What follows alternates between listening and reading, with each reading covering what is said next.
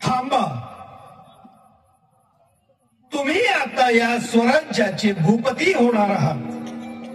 म्हणून धर्मशास्त्राच्या आणि वेदांच्या आज्ञेप्रमाणे तुम्ही प्रतिज्ञा घ्या. म्हणा, ही पृथ्वी माझी पत्नी असून ही प्रजा माझी अपत्य आहे. मी त्यांचं राजा या नात्यानं अत्यंत मायेनं पालन पोषण आणि संरक्षण करीन.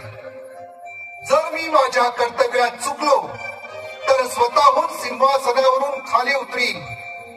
जर माझं दुर्लक्ष झालं तर माझा राजपुरोहित माझ्या मस्तकावर धर्मदंडानं प्रहार करीन आणि धर्माज्ञ म्हणून मी सिंहासनावरून उतरीन आणि राज्य त्याग करून निघून जाईन.